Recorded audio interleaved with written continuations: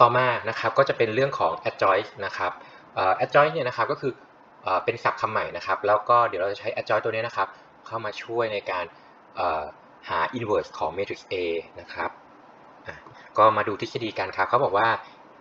สมมุติให้ matrix A เนี่ยนะครับเป็น matrix ขนาด n คูณ n ซึ่ง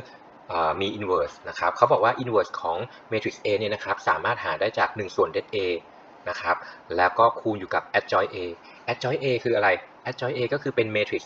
นะครับที่ข้างในเนี่ยนะครับมันเป็นcofactor นะครับก็เป็น cofactor 11 cofactor 12นะครับแบบนี้ไปเรื่อยๆนะครับแล้วก็เอา matrix ตัวนี้นะครับมา transpose ด้วยนะครับเนาะก็อันนี้ก็จะได้ออกมากลายเป็น inverse ของ matrix A นะครับเพราะฉะนั้นมันก็จะมีส่วนประกอบหลักๆอยู่2ส่วนด้วยกันคือเดี๋ยวเราต้องมาหา det A นะครับแล้วก็อีกส่วนหนึ่งนะครับก็คือเราจะมาหา adjoint A ซึ่งในการหา adjoint A ก็ต้องหา cofactor นะครับแล้วก็หา minor นะครับเรามาดูตัวอย่างกันนะครับเขาบอกว่าให้ใช้วิธี adjoint นะครับเพื่อคำนวณหา inverse ของ matrix A ตัวนี้ออกมานะครับก็ผมเริ่มต้นนะครับขออนุญาตหา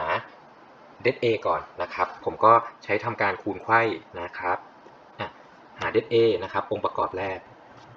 ผมก็ทำการเขียนหลัก2หลักเพิ่มเข้ามานะครับ1 2 1นะครับแล้วก็2 2 3ก็ทำการคูณไขว้ลงมาแบบนี้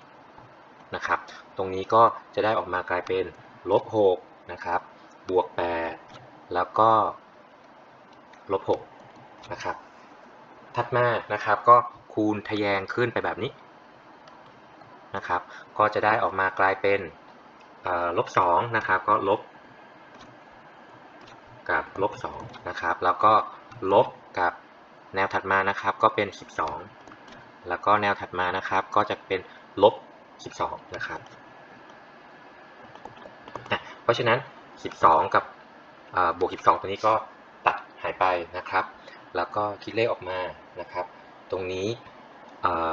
เราก็จะได้ออกมากลายเป็น-6มี2ตัวก็กลายเป็น-12นะครับบวก8แล้วก็บวก2เพราะฉะนั้นอันนี้ก็จะได้ออกมากลายเป็น-2นั่นเองนะครับ det A เท่ากับ-2ถัดมานะครับเราก็จะมาหา cofactor แต่ cofactor มันคือ minor ใส่ประจุนะครับก็คือจะเป็นบวกเป็นลบแตกต่างกันไปดังนั้นผมขอหา minor ก่อนนะครับ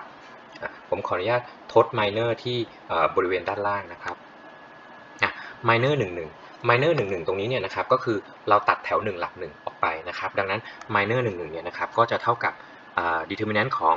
2 3 4แล้วก็-3นะครับก็ทำการคูณไขว้ให้เรียบร้อยนะครับก็อันนี้ก็จะได้เท่ากับ-18นะครับต่อมา minor 21นะครับ minor 21ก็คือตัดแถว2หลักที่1ออกไปนะครับดังนั้นก็ได้เป็น2 -1 3 -3นะครับอันนี้ก็จะได้ออกมากลายเป็น-3นะครับต่อมา minor 31นะครับ minor 31ก็คือตัดแถว3หลักที่1ออกนะครับก็จะเหลือกลายเป็น2 2แล้วก็-1แล้วก็4นะครับซึ่งคิดเลขออกมาอันนี้ก็จะเท่ากับ10นะครับต่อมาเป็น minor แถว1หลักที่2นะครับก็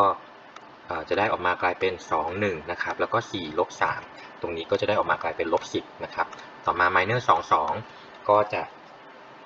ได้ออกมานะครับกลายเป็น1 -1นะครับ1แล้วก็-3อันนี้ก็จะได้กลายเป็น-2นะครับต่อมาminor แถว3หลัก2นะครับก็จะได้กลายเป็น1 2 -1 4นะครับอันนี้ก็จะได้ออกมาเป็น6นะครับต่อมาminor 1 3นะครับอันนี้ก็จะได้